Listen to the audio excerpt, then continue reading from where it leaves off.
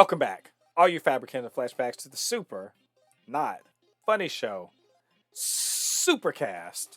The Supercast, where we talk about all things superhero and pop culture. So that's movies, TV shows, video games, and of course we do news and speculation, all that good nerdy stuff. I am Mo de Poupe, your resident fabricant and comic extraordinaire on all things pop culture, joined by the anime expert, video game designer, and lover of all things superhero, my good friend Ladi. Ladi, what's going on this evening? Nothing much, man. Just just out here taking a little break from streaming because I've been grinding on the streaming, so I'm taking a little break from that. But everything's pretty much good. Ready to talk about some of this Marvel news and DC news. Yep, we got a whole handful of news that we're gonna slap into your into your face. Oh, I had to do that. Someone got dead shotted last night. Will Smith Oh, used Rock Smash.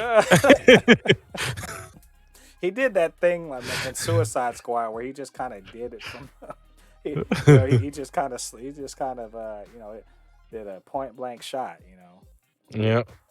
Uh, he rolled for initiative and definitely came out on. He caught him flat footed. That's a good D&D reference. Anyway, this is the Supercast where we talk about superhero things. So this week we are going to be speaking about women, not women, but female superheroes. The current state of female superheroes on movies, TV shows, and video games. And in addition to that, as always, we are going to be talking about our weekly news roundup. So every week we like to check out the new superhero news that's going on in pop culture, and we talk about the best things that are going. So, for instance, this week there is reportedly a Nova movie or series in development for Disney Plus. That's we're gonna talk about that. And Ant-Man 3, it's in the middle of filming, but could there be missing a couple of very key characters? Tom Cruise reportedly talking to Marvel about being in the MCU. And we will talk about the early Morbius and Moon Knight reactions. One good, one not so good. Who's winning, who's losing here, and what should we be expecting? So all that fun stuff coming up right now. You ready, Lottie? We got Yep. all this news, so let's do it. Um, the MCU is leaning hard into the cosmic side right now. If there's two things that they're going hard on right now, it's cosmic, and they're going hard on supernatural. And so we kind of see in Moon Knight starting really, I guess, the supernatural bit.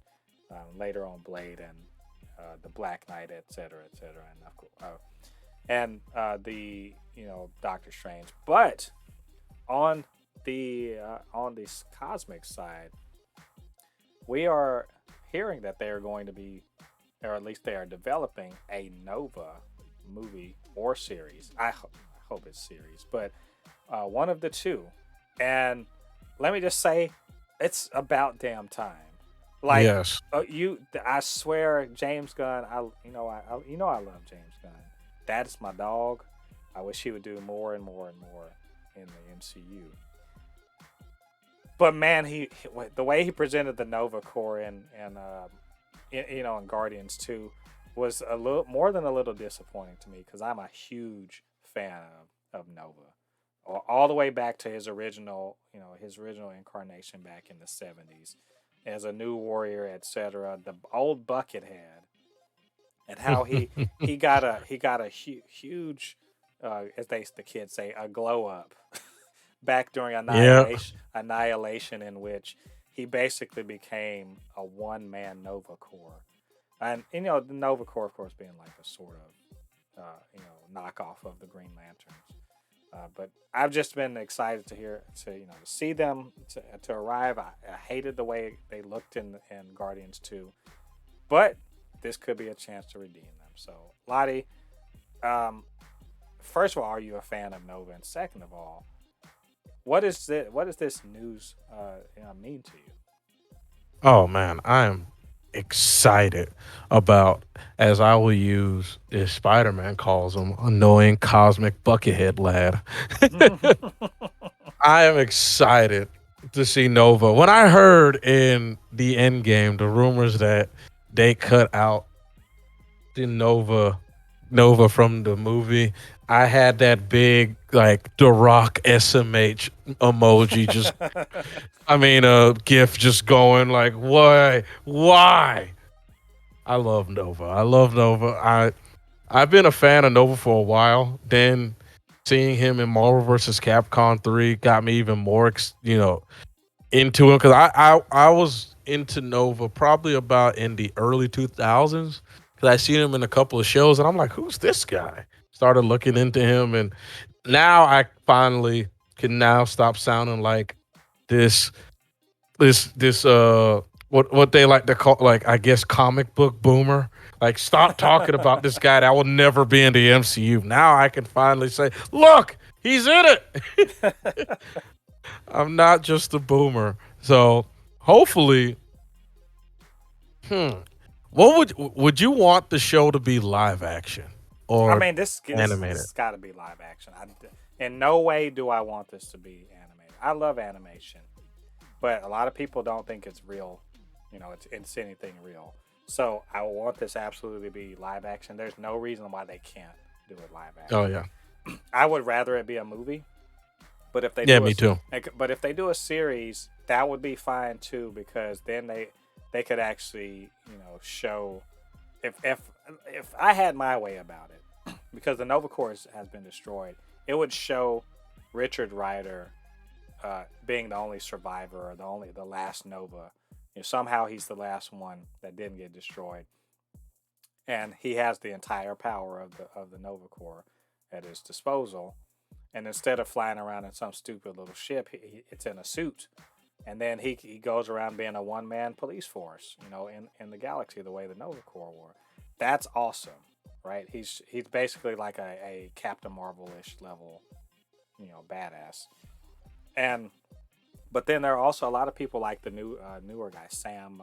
I don't know his last name, but the younger newer Nova. So there's a way they could have both of them. One the older, more experienced, Nova Prime, and then the new recruit, and maybe they could build the core up from there. I think there's all sorts of ways to go with. Basically, this is a super strong character that it's like in many ways does much what Captain Marvel does now in the MCU, flying around, being a peacekeeper and kicking ass. So hell yeah, let's have that. And if you want to have two Novas, let's do that too. Have one Nova fly around and hang out with Kamala Khan and young Peter Parker. I'll be with it. That could be Spider-Man and his his amazing friends. I would be Spider-Man and his amazing yeah. friends. So I'm stoked about this. Of course, this is way early in development. They've been talking about it a while, but they haven't started anything. So when they do, we will let you know all of the developments that we come across. Ant-Man 3. I do believe they're in the middle of filming right now. So Ant-Man and the Wasp: Quantumania. Uh, she hasn't been canceled yet, so Evangeline Lilly's going to be in there as Janet Van Dyne, and we have of course Paul Rudd returning, and we've got Kang the Conqueror return, as the bad guy, and I'm assuming Michael Douglas as Hank Pym, and Michelle Pfeiffer comes back. Actually, I think she's Janet Van Dyne. I forget Hope Van Dyne. That's the one that Evangeline Lilly is. But it appears that a couple key characters are not returning. We already knew that Ti was not returning to the third installment of this, but David Dastmalchian has said that he is not in Ant-Man 3 also. That means that the last time we saw Kurt, the Russian guy that was in Ant-Man's crew, was in What If. So no Kurt in Ant-Man 3.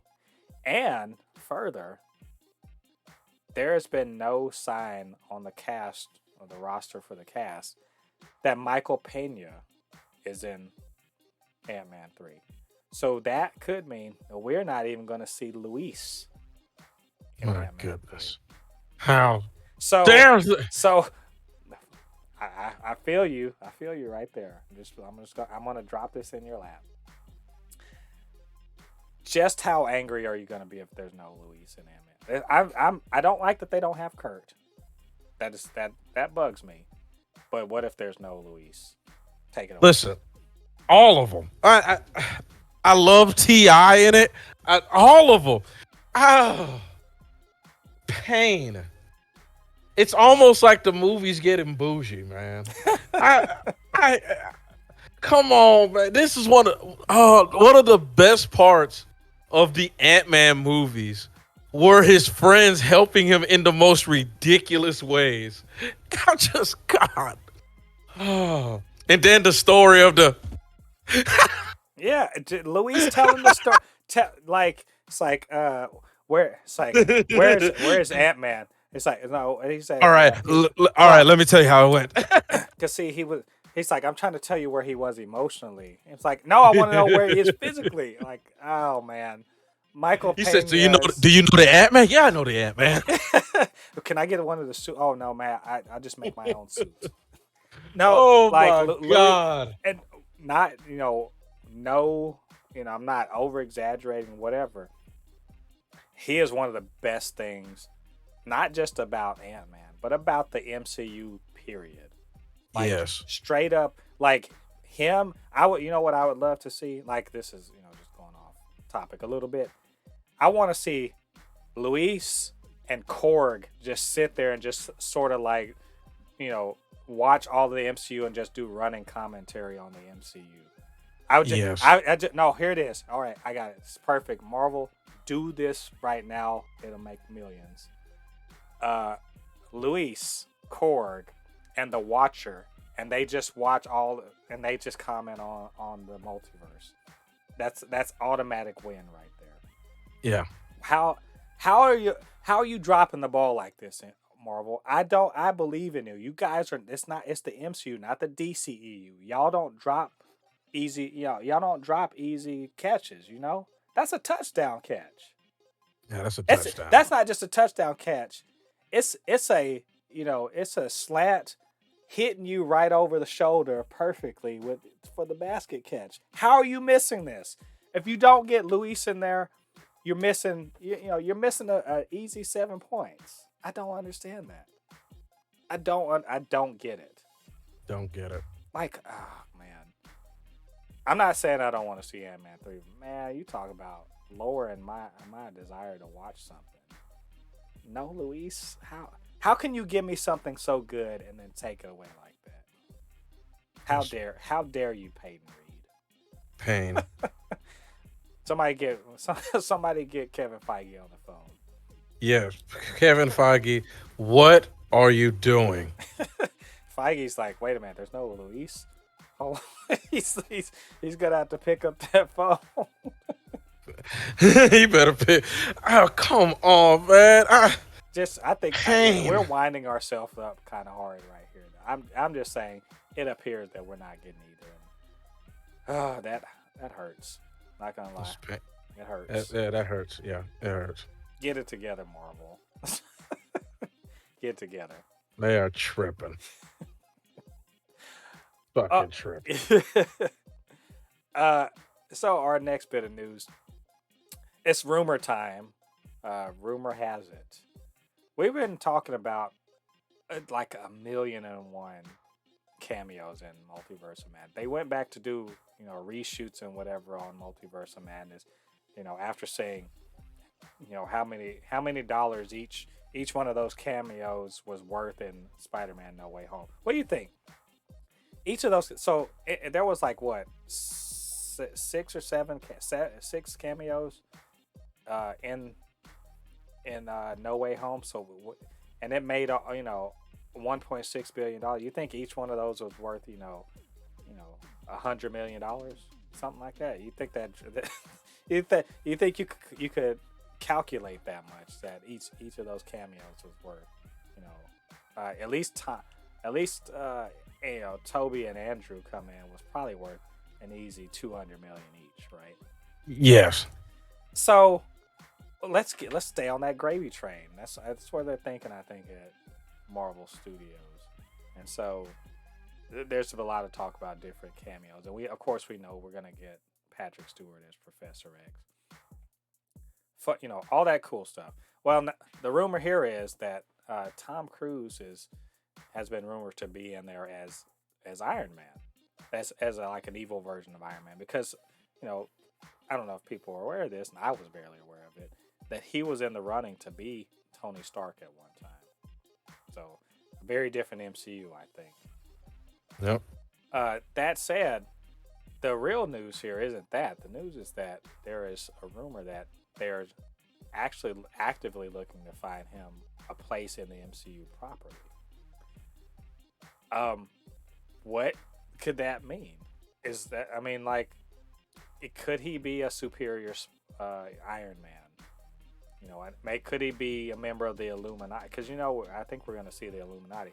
Could the Illuminati continue to play a role in the MCU, despite whatever happens with Doctor Strange in the Multiverse of Madness? Or is there another place he could be?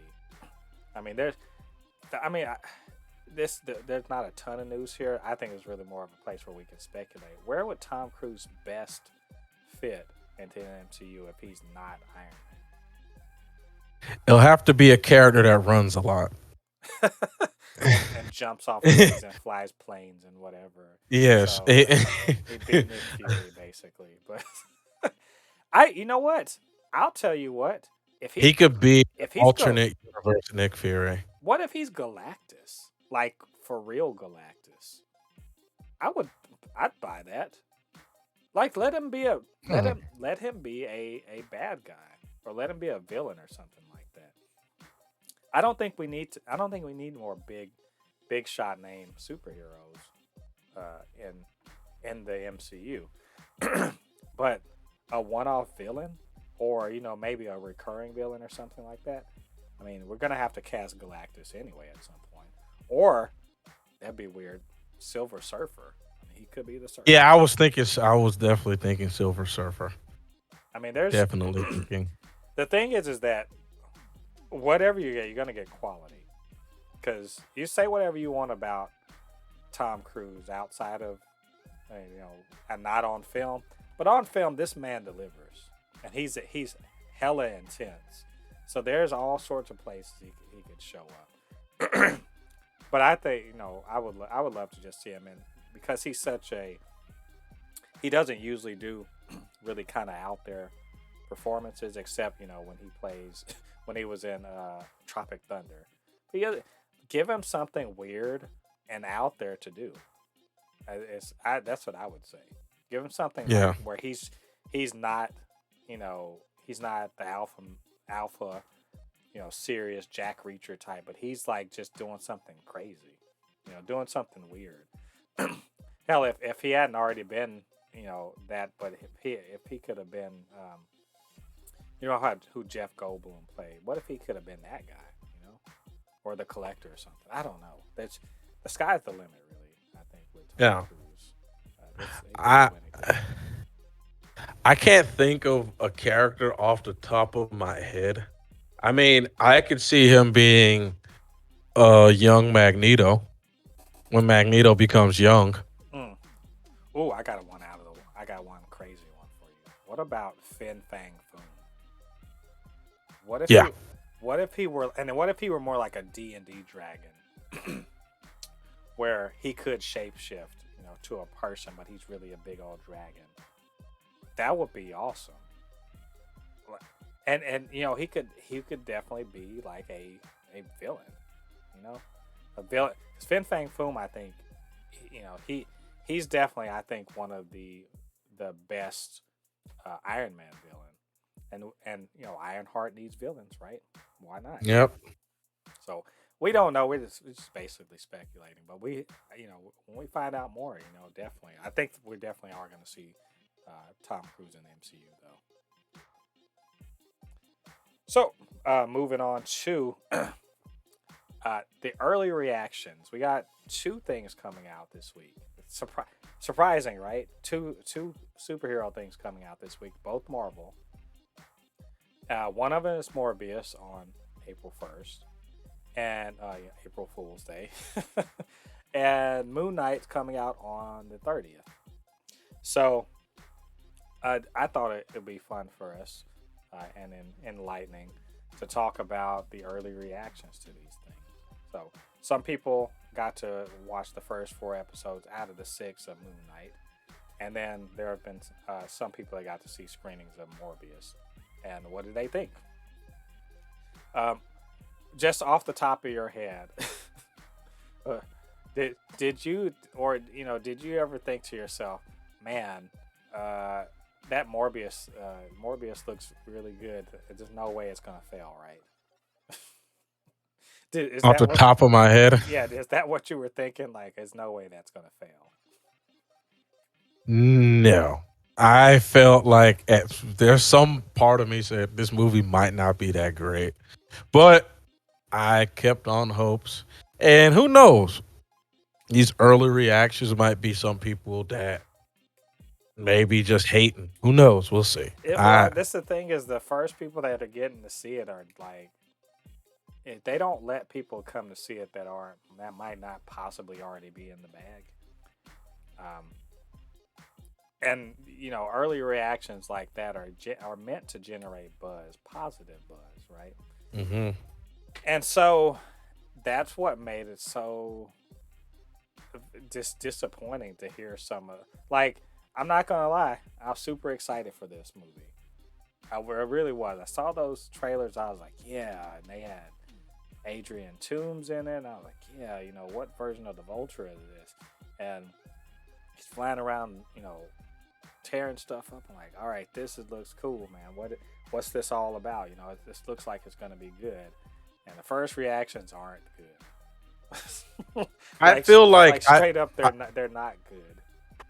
I feel like when it comes to movies like this, if the one of the scenes that if the trailers show basically the same scenes multiple times, like every trailer we basically see the same because it's the same scene, they're hiding something. You know what I mean? The people, because the people who hype up movies, this is their job to hype up movies. They probably saw and try, people, they watch it and they try to take out parts to make the movie look better. They're probably like, these are the only really nice scenes in the movie. You know what I mean? And it's one of those things whenever I watch this movie and I see the trailer, it's basically the same trailer. The only thing they add a little bit more dialogue or they add a different song. I'm like, Yeah. There's I don't have the quotes exactly because I just didn't feel like hunting them down. But the gist of it was, oh, you wanted to see Vulture in there? Yeah, they cut out most of that stuff. I'm like, what the? I'm like, are you serious? So you use Vulture a lot in the trailer, and he's not really in the movie. How? Why? And apparently, the post credit scenes are ridiculous, and also someone said it's the worst post credit scenes they've seen so far. And I'm like, are we being misled? Like, is this gonna be trash? Like, I'm scared now. Not gonna lie, yeah. I'm very much looking forward to this. But boy, my expectations have been lowered significantly. Like, very, very lowered at this point. It sucks. It sucks, man. Because like you said, I was hoping for better for this movie, but it sounds like we're not going to get that great of an experience. Yeah, somebody was saying it's like 2005 era plots, and I'm like, well, that doesn't sound good, and like bad CG, and like I was like, come on, man, give me something good here. Oh, you're like, oh, don't look for the Vulture too much. I'm like, and also, like I said, they said it's ridiculous. So I'm like, ridiculous post credit scene. So are they tied in? Are they sweeping this one under the rug? I don't know. I'm going to find out this week. I got my ticket for Morbius, but that is, gosh, that is so, that's so disheartening for me because I want this shit to be good. I want Sony's Spider Verse to be good because, man, if Morbius isn't that good, and Venom 2 was fine. It wasn't great, but I had a good time with it. I really want to know, like, are y'all gonna start letting me down elsewhere? Should I stop thinking highly of Craven or whatever? Uh, I feel the problem with Sony sometimes they put so much eggs in one basket that other basket is going to get skimped. You know what I mean? mhm. Because let's be honest, the movie was filming during the same time as uh No Way Home. I mean, where do you think the best people were at? Yeah, Just saying. It's unfortunate, but I think the problem is we'll see over the next few years, if this is true or not. That Sony, just like DC, they don't quite have the apparatus to consistently put out good things.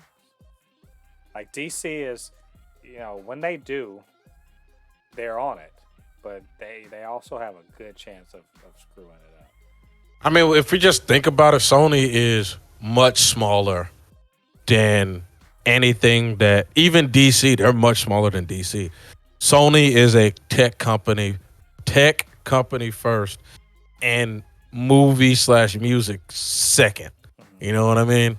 Like they Sony is a jack of all trades, but a master of well, But they're I don't know. jack of all Sony trade Sony and makes good master of movies. gaming. They make They good make good movies. movies, but the thing about it is they're not like DC or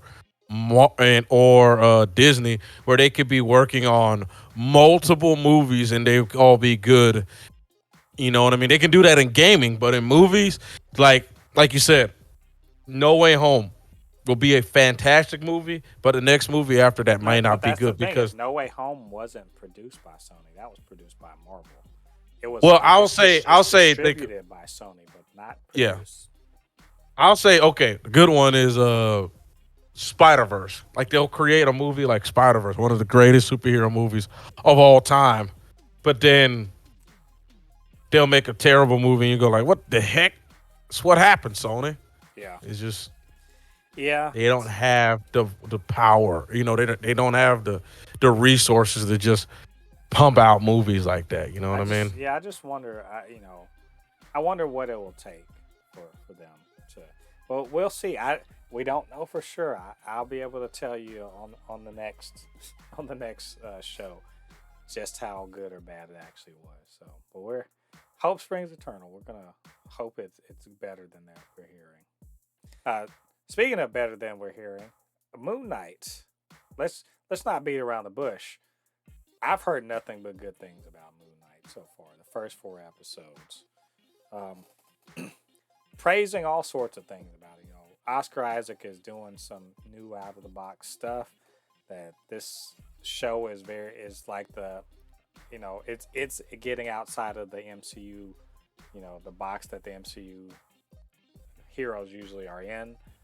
That it's big, Indiana Jones ish sort of adventure, and there's all this fun supernatural stuff going on. We've seen the teasers and everything like that.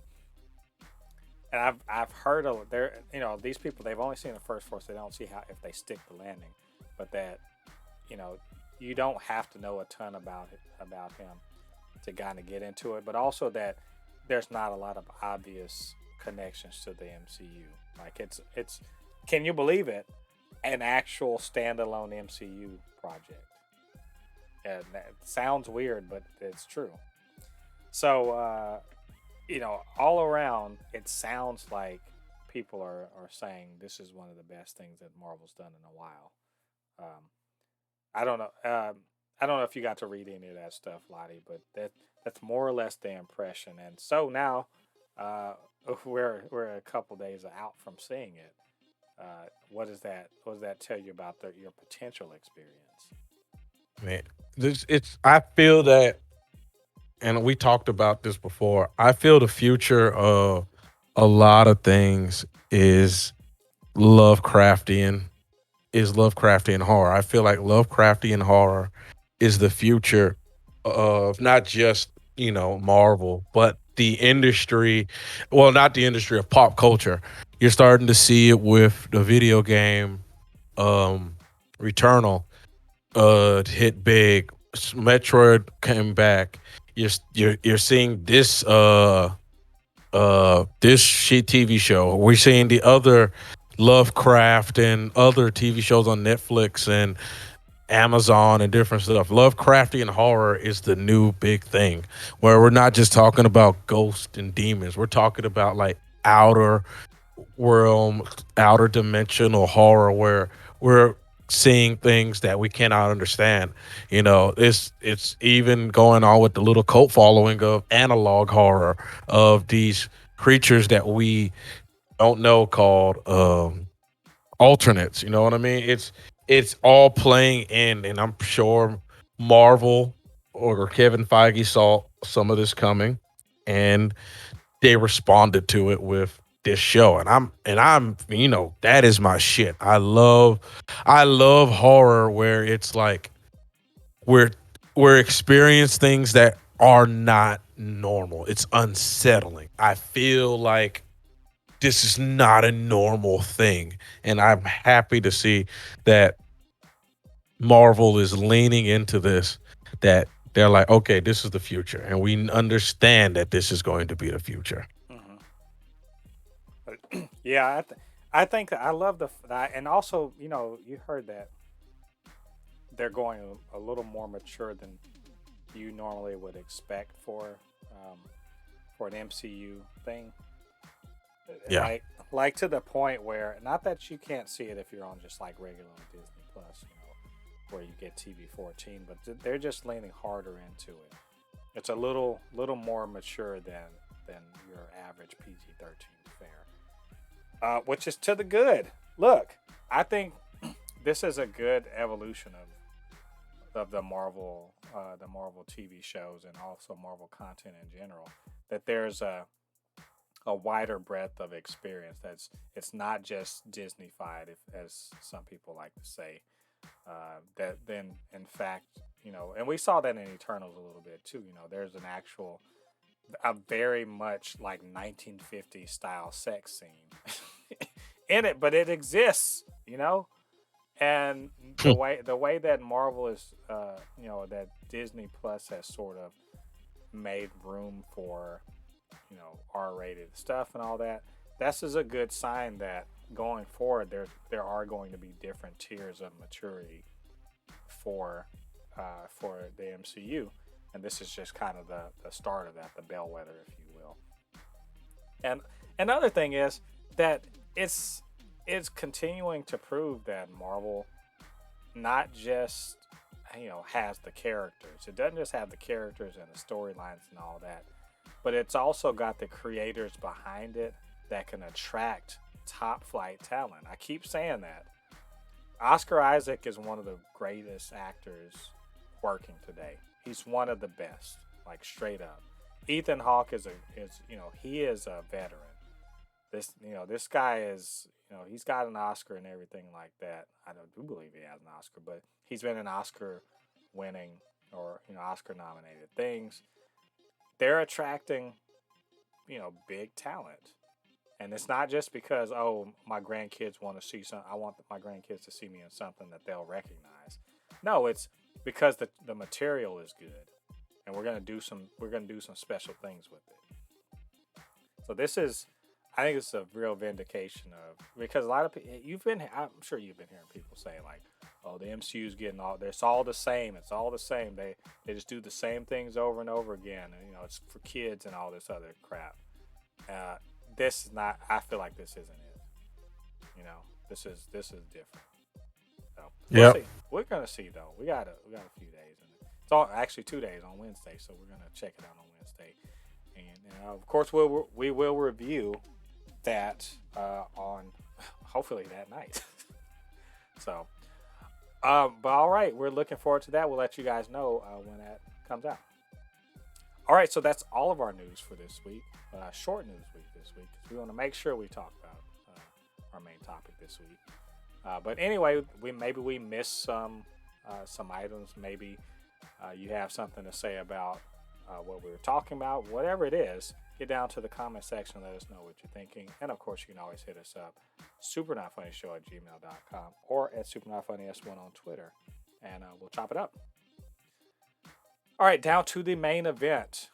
Long awaited, but we never forgot about it. And just in time, we got it in just at the deadline. To talk about female superheroes in our current pop culture landscape. And as always, because it's a supercast, we talk about superheroes with movies, TV shows, video games. That's our main focus, and that's how we're going to focus right now. I think, Ladi, that this has been I think the rise of the MCU and in general of the superhero genre as a dominant force in movies has also heralded a real change in the way superheroes are not just viewed, but also who can be a superhero and who gets to be represented. Yeah. And there's superhero stuff going on in the 80s and 90s, 70s, 80s, 90s, whatnot. But man, it was a sausage party.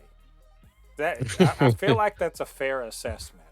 It was a sausage party. Like we had one of the things when I was a kid, I used to watch reruns. Reruns, by the way, are imagine going onto a streaming service and watching something that you've seen before. That's what a rerun is. But you didn't have a choice about it. They just decided to run stuff, and you just watch whatever they said to watch. So a rerun, kids. So I would watch Wonder Woman when I was a kid. The one with Linda Carter, which, by the way, for a cheesy 70s superhero thing, was pretty great. It was pretty great. That was my first exposure to a female superhero. But by and large, superheroes were dudes, right? Pretty much almost always were guys. And so, but we come to the 2000s. Really, it's with X-Men where we see, Storm and Jean Grey as female superheroes. And there were other, there was a Supergirl movie at some point. I don't remember seeing it, so it doesn't count to me. And, Buffy the Vampire Slayer, I suppose, would have been sort of a superhero, but not really. But by and large, women just didn't really get any play when it came to wearing tights and capes, which is odd because you'd think most guys would be like, let's see some tights and capes, but no, they wanted to see, regular Superman or whatever, Batman. Yeah.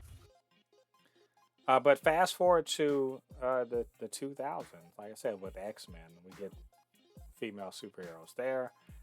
And the MCU is really where, after a few movies, we start seeing female heroes show up, like Black Widow, right? So I think overall, as the couple decades have passed, there's that we are having sort of as much as can be said, we're having a real, I don't want to say renaissance, but pervasive female representation. So I got a list here. Of course, I love my list of the notable characters.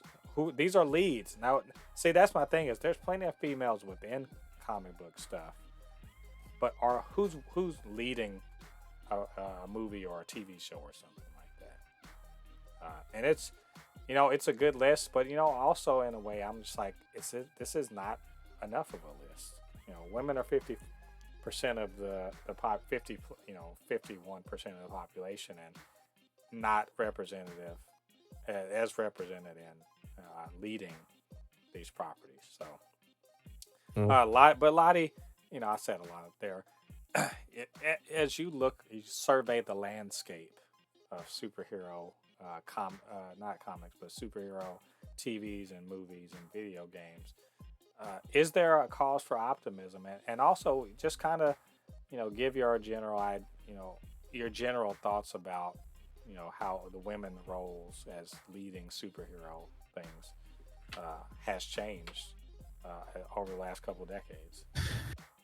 So yeah, we all know, growing up, women when they were in superhero stuff, either they were always used as the sex symbol, the overly sexualized character. They wore armor that just did not make sense whatsoever, and they were basically sex sales. They were just there to look good for everybody. Overly using makeup, all that stuff, to where that's what we grew up with. But as the times change, we're starting to get more female superheroes that are now looking more normal. They're not wearing makeup. They're wearing more traditional armor. They're actually getting serious roles roles in movies and being getting their own movies, their own comic book series, their own video games, you know. And it's very let's just say it's bright. The future is bright. We're not going to sit here and lie and say it was always bright, because even then recently it was getting a little bleak. It was getting a little bleak, but now it seems like the directors and video games, movies, and TV shows are now getting back on the right track when it comes to female superheroes Yeah, or female heroes. I'd even say they're leaning hard into it. Like this, Yeah. I would call it a correction, really, because you know because I can't not dunk on I can't not dunk on the fandom menace and their ilk and their foolishness, and they're always talking about woke and all this other stuff. Like it's so weird for a bunch of supposedly straight bros that love the women. They sure love to shit on whenever there's a woman, you know, leading something, because they like their women to be in only certain roles, which is not upstaging a guy, not being any way over a dude, whatever. So that's why they were acting foolish with Captain Marvel, etc., etc. So that's the sort you touched on that, like the idea that they were subservient or sex objects or whatever, and now we are really in a situation where women can be they can be they can be feminine. They can also be a little more, what do you call it? Active and badass, and they don't have to sacrifice kicking ass for also being great looking or awesome or whatever like that. They don't. None of that is. There's no trade offs there. And of course Yep. this is a fantasy world where that's the case. So we get a Scarlet Witch, we get a Black Widow, we get Harley Quinn, but they also take time to explicitly talk about the issues that women are going through, to try to as always, this is fiction, to sort of use fiction to sort of cast a light on things that are real, right? This Yep. is in part the reason why these fandom menace types have such a problem with it, because you know people don't like being exposed, and when the art that they supposedly love isn't just catering to their desires, but it's instead trying to teach something, trying to say something serious, it really bothers them. And I think that's like, even though I wasn't a big fan of the movie, I thought that the Birds of Prey movie, Harley Quinn and the Emancipation of whatever. That's long ass ridiculous. The Birds of Prey movie. I wasn't a huge fan of it, but I think it was had a lot of very interesting things to say about female relationships, and you know supporting each other, toxic relationships with toxic masculinity. That's these are code words that trigger people, but they're real things. You know, there are real things that women are dealing with. So that in a way, women, female directors and female writers are getting a chance to sort of express themselves through superheroes, because Black Widow's still a woman, right? She still got to deal with stuff that she still got to deal with sexism and all that other stuff. And same thing with the Elena and Scarlet Witch, and in a way we're sort of seeing that in the multiverse of madness. So we're gonna see a Scarlet Witch who says, "Hey, you're a guy and you get to do whatever you want. I'm a woman, and y'all got to bring me to task because I'm doing what I want." That's Yeah. that's important to me. I think it's important. I have a daughter, and I want her to, every time there's something like this that comes out, I want her to see this kind of representation. She needs to be able to see that everyone that's a superhero isn't just a dude, you know, flying around with a cape on.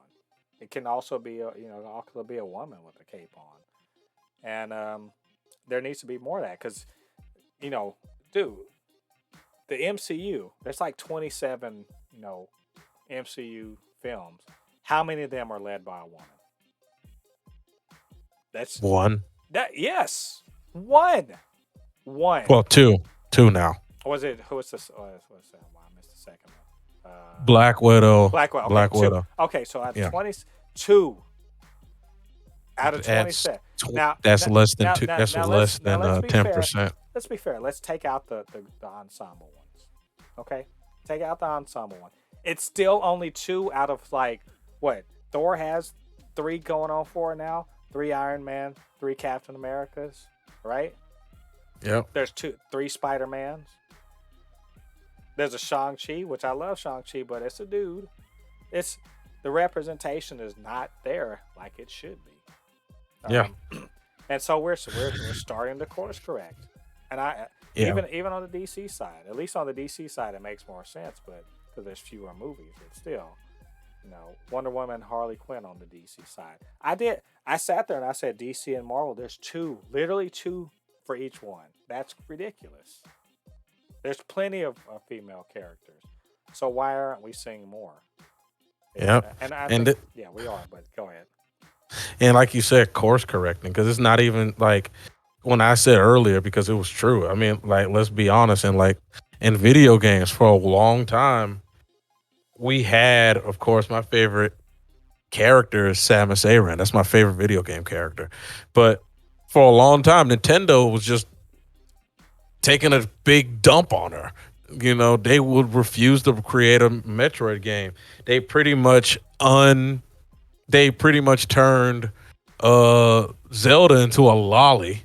You know what I mean? Because we all remember we grew up with Zelda being somewhat of a badass, helping Link fight Ganondorf, turning into Sheik, a ninja. Now they turned her into a lolly. They turned her into a lolly in the latest Legend of Zelda game, and they got backlash from the community. And thank you, the Legend of Zelda community, because now in Breath of the Wild 2, she's going to become Sheik again. And we're like, thank you, Nintendo. Why would you? And you know what I mean? It's different if what's so crazy about it is that it would be different if these characters never existed and they had to put them in the show. These characters existed and they just tossed them to the side, just threw them into like the garbage and forgot about them.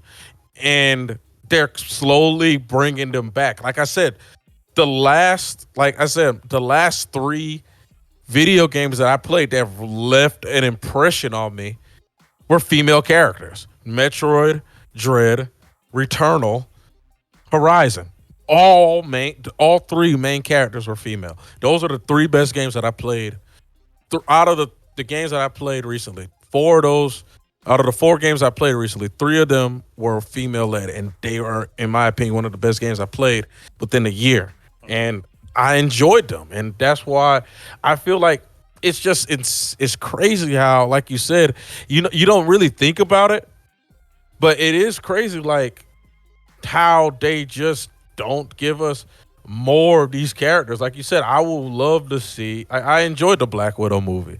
I would love to see um more of like you said. I would love to see they're doing something with Batwoman. But where's I will want to see a Supergirl movie. I Yeah. want to see a Supergirl movie. Why are we? You had the TV show, but I want to see a Supergirl movie. I want to see more people like on the Marvel side. You know, Pepper Potts. Why did we only get that one scene of her being a badass and we never I see it again? I think they can't afford Gwyneth Paltrow, Well, basically. probably. But Yeah, that's me. what that's actually a good. You're pointing out something good on the TV side. They're a lot better. There's a lot more diversity on the TV side. I think because it's a lower cost investment. I think there's a real hesitance to invest $200 million in something like in a new female character. I think that's why on Disney Plus right now it's a lot more even. You know, in the first year of Disney Plus with for the MCU, we had you had Hawkeye, so it's Hawkeye, Loki, and WandaVision. And WandaVision was by far the most popular out of those. Right? What if we're not gonna Yeah. count that one because it's an anthology?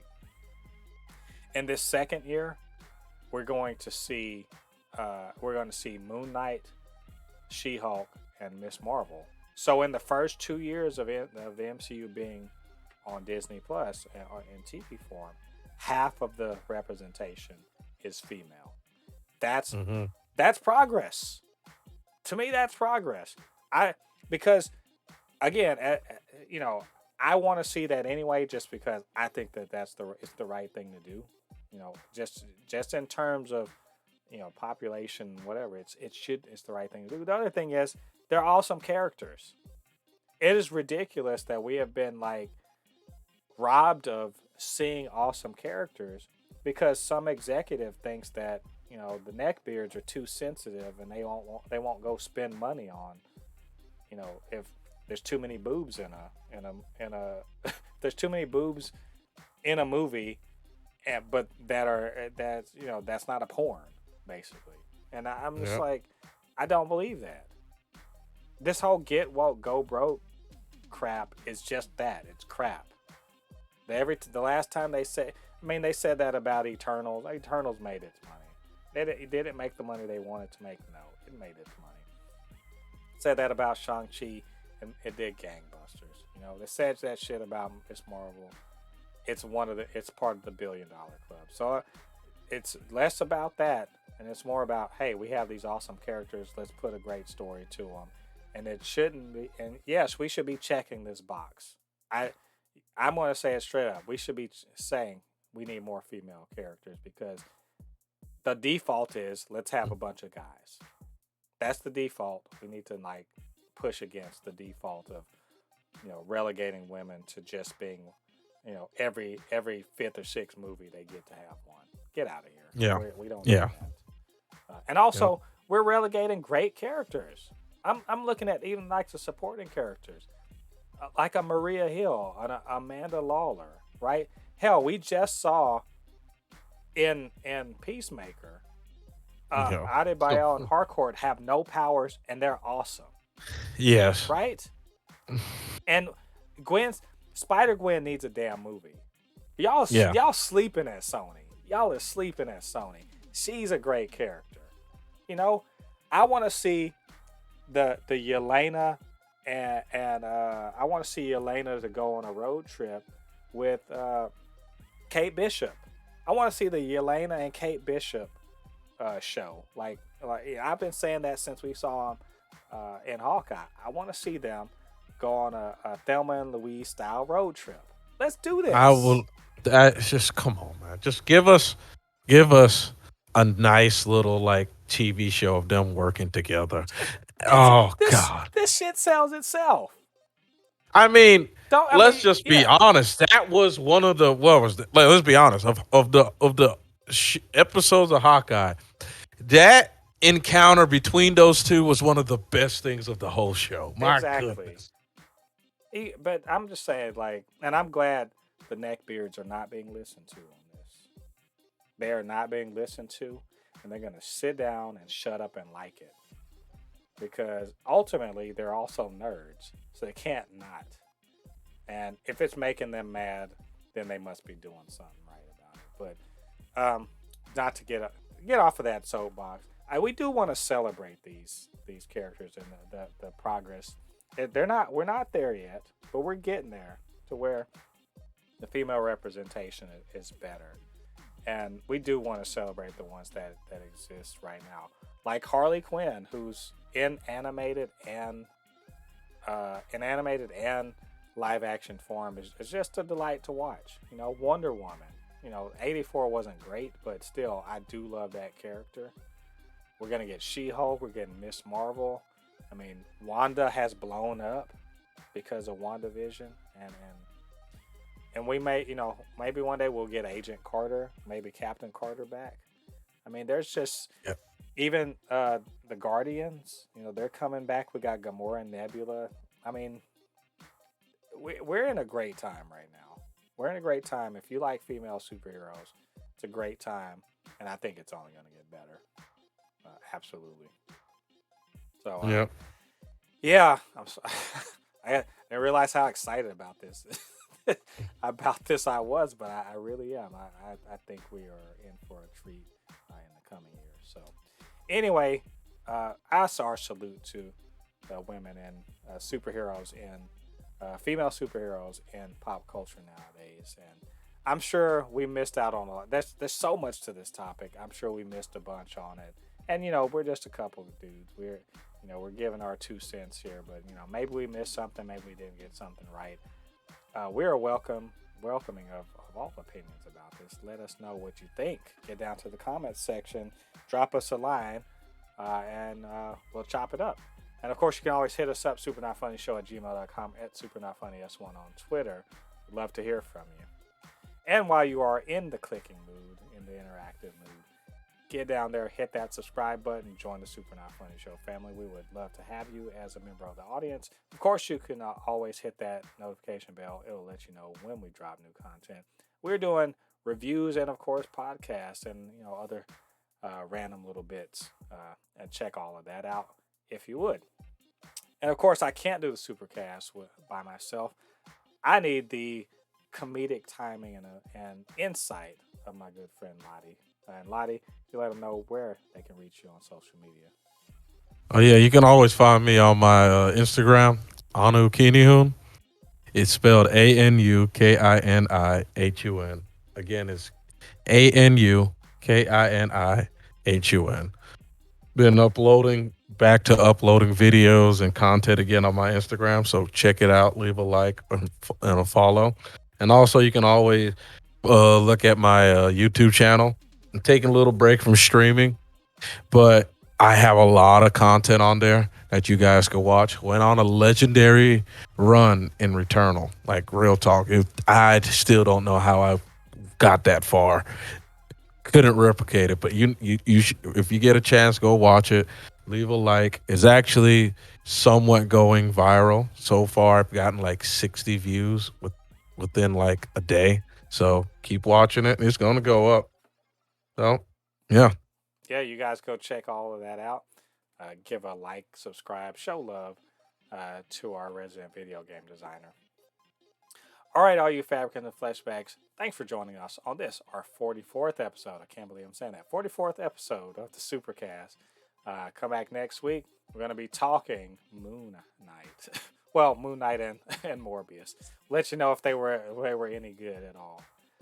Until then, I have been the Mode Coupe, your resident fabricant and commentator extraordinaire on all things pop culture, joined by anime expert, video game designer, and lover of all things superhero, my good friend Ladi. And we'll see you guys on the other side of the thread.